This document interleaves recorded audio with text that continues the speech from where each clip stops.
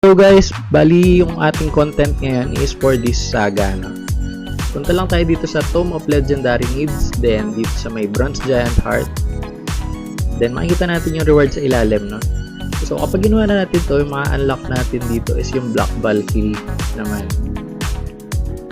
Okay, unang clue, punta muna tayo dito, no? Sa may gitna ng Asgard Castle. Dito sa may Grand Plaza, no? Saan ba yun?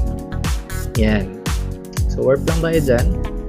Then may kakausapin tayo dyan para ma-unlock yung first clue. Oh yan, nandito na tayo sa merong Tower of Blessing. Malapit lang siya dyan. Si Tyr kausapin natin, no? So, skip na natin. Pag nakausap na natin, unlock na yung ating first clue. Then after nun, punta tayo dito sa second clue.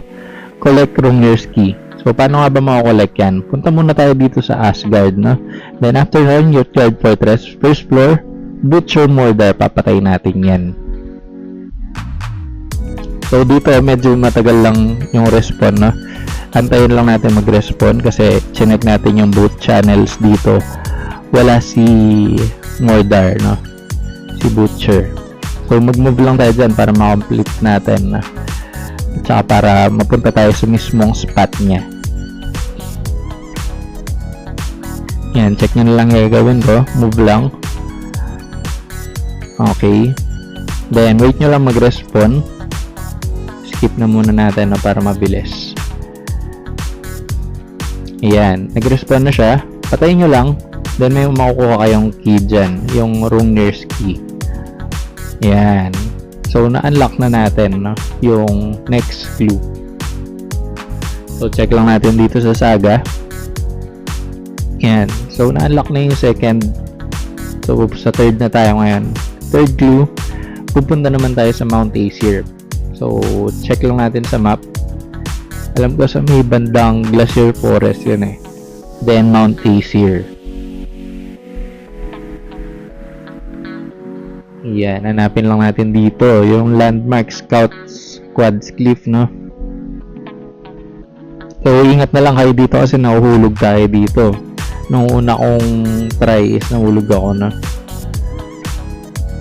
Ayan, so dito kayo pupunta, baba lang kayo dyan. Medyo malayo-layo kasi yung chest dito, no? May kukolek lang tayo dyan. So, papakita ko ngayon kung saan. Ayan, nakikita nyo ba yun? Yung nasa dulo. Kung may umiilaw, yun yung dyan natin i-collect. So, dito kayo tatalon, na. Ayan. Punta lang kayo dito sa may bangin na to. Then, talon kayo. Single dash lang naman. Ayan. Dito, medyo malayo-layo siya. So, double dash tayo dito. Spacebar, spacebar. Tapos, forward, spacebar lang naman. Kung gumagamit kayo ng PC. Yan. Na-unlock na natin yung third clue. Or natapos na natin yung third clue. Unlock yung fourth clue nyan. So, dito, fourth clue, ito yung pinakamadali. Parang yung first clue lang naman siya. Babalik tayo sa may Asgard Castle. Kay Tyr, no? Kakausapin natin siya. Ayos din kasi yung reward dito, eh, no? May 11 summon na Valkyrie. And then, may golden chest key. Yung mga yun, importante rin yun. Tapos may pang collection din for the city growth. So parang codex, no? Ayan.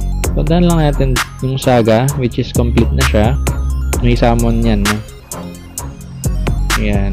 Tapos ma-unlock. Kompleto nyo na rin yung Tome of Legendary dito sa reward nun. Collect nyo na rin. So, dalawang collection ng reward. Tapos ma-unlock nyo rin dito yung Black Valkyrie, na yung Icy Queen.